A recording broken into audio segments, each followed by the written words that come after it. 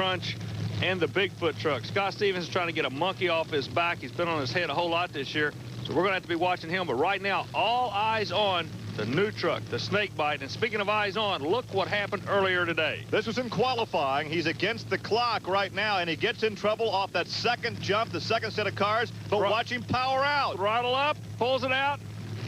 But right here, he has no room to power out.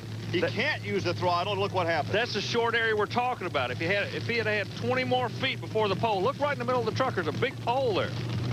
He just had to just roll with it. Speaking of rolling, this guy is on a roll. If you like Chevrolet, you got to know and love Fred Shafer. Well, Fred Shafer is the fast qualifier, which means he gets lane choice. These drivers do not like the lane that Snakebite is running in right now. And it's all Fred Shafer, Army. What a clean run. Oh, here we go again. Snakebite's in trouble through the hydrant barrier, and look at that. Is anybody in the building? The storage building at the end of the track, Gary, he completely demolished it, literally ran through it. Look.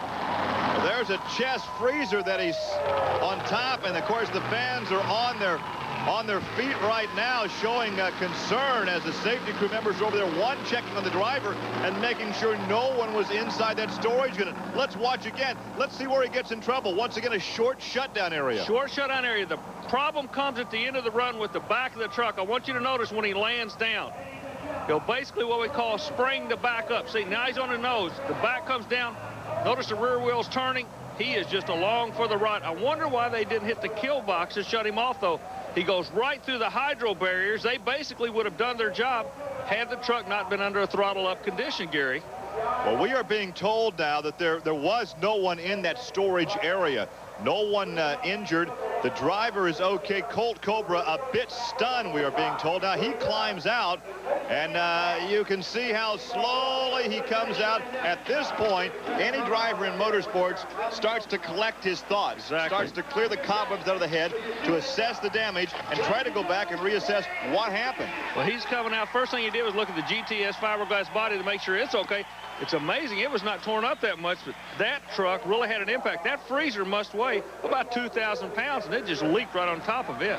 We are happy again to report no one was in that storage area. Colt is all right. He's made his way down to Army. Colt, the rule of thumb in a sport, and we've always talked about it in the past, you get in trouble, you throttle up, and it pulls you out of trouble. Not the case today. You know, Army, this left lane, it's a pretty rough lane. The right lane, a lot of guys qualified in. It's a lot faster lane. I drove that Bearfoot truck. I knew I was going to have to run hard and run fast. Kind of threw me off to one side there, and the back end sprung up on me. I was powering out of it. I was kind of looking for the remote control guy to be killing me, and it never came around. And next thing I know, I was sitting in the barn down there. So, you know, it's one of them freak accidents that happen. This is a pretty short track here. You got to be you have all your P's and Q's together when you're running out here. And, you know, these boys are making it tough on me, but I'm going to keep struggling along here, and I'm going to be back. I can guarantee it. An altercation like this can certainly temper the enthusiasm once the race begins. It underscores the concern these drivers have for this short runoff area. There are the hydra barriers. Those are plastic units filled with water. They probably would have done the job had the kill switch been activated in the truck. The drivers are concerned. Army, some comments from you. Gary, there's a lot of drama building down here at Union Grove. The left lane seems to be the point of concern right now. You look over our shoulder, you can tell that the track crew is having a meeting with the drivers. They're trying to figure out exactly what they can do. We're going to run the race. There's going to be a left and a right lane, but they got to figure out what they're going to do to make these lanes equal. Snakebite says no way, the left lane is not the way to go.